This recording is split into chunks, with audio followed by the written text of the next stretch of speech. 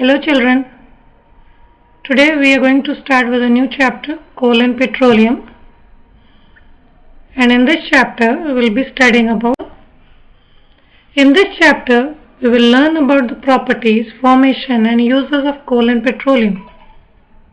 The topic that we will be discussing in this chapter, the topics will be basic introduction, types of natural resources, fossil fuels, destructive distillation of coal, energy and environment. Before we start discussing, let us have a look at energy. What is energy? Energy is the ability to do any work. We cannot do any work without energy or power. So we can say that the capacity to do any work is called energy.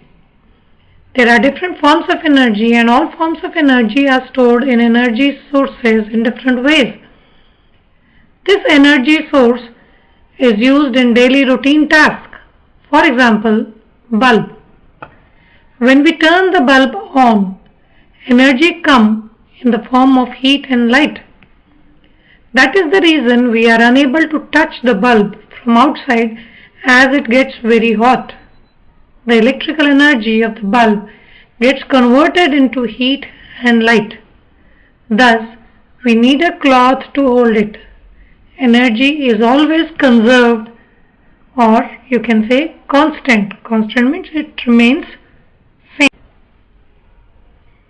We can say that energy can neither be created nor destroyed, but it can be conserved.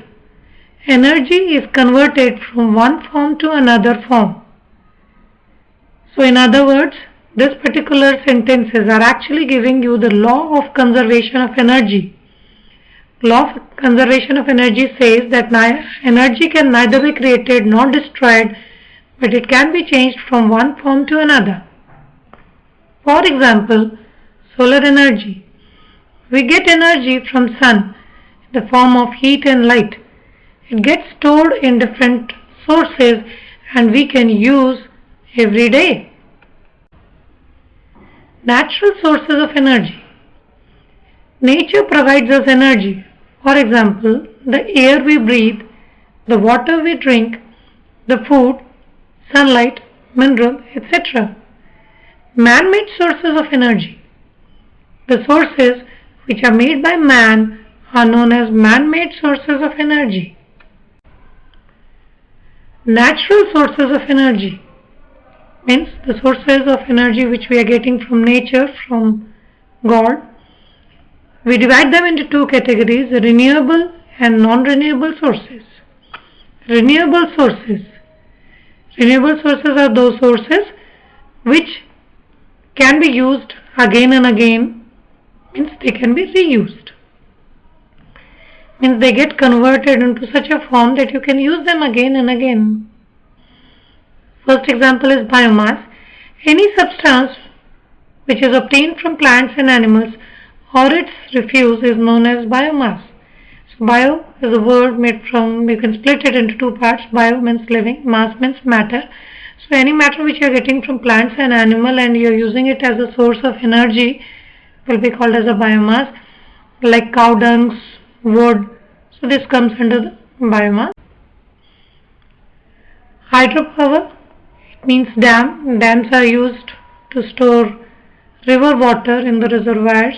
So in the picture also you can say that the water is being stored over here. So this is a particular portions from where the water is allowed to fall down.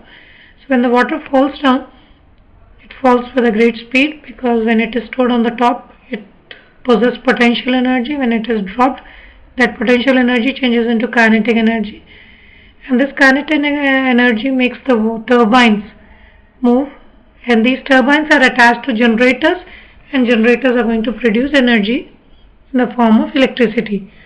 So the water released from the reservoirs flows through the turbine, spins it, means it is going to spin the turbines, which in turn activates a generator to produce electricity. So this is how we call it as a hydropower plants. because hydro is what coming from water. So water energy is being used to generate electricity in that. Geothermal. Geothermal energy is obtained from earth. It is clean and sustainable, means it doesn't cause any pollution.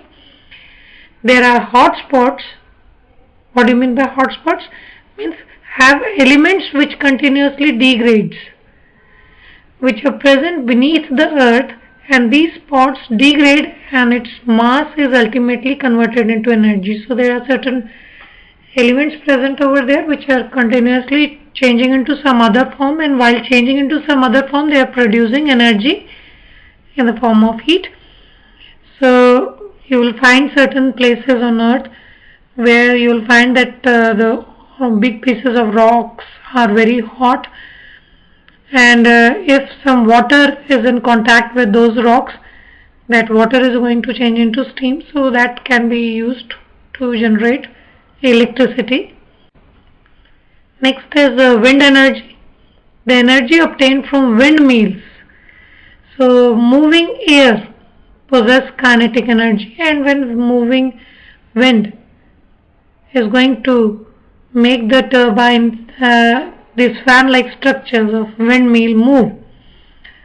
So these windmills also have a generator. So when this fan-like structure is going to move, it is going to convert this mechanical energy into electrical energy. So they also have generators. So the generators are going to convert the wind energy into electrical energy. Next is solar energy. The energy obtained from sun. The sunlight is used as energy, and due to this energy we can see things during the day. So this is one of the most important use of solar energy. So solar energy is being used by human beings from ancient times. This is a very common use that we use it to see the things. Other than that, also solar energy can make the things hot because of the presence of infrared rays in it, and that is used to dry up cloths. It's used for drying up of grains. It is used for making the water hot.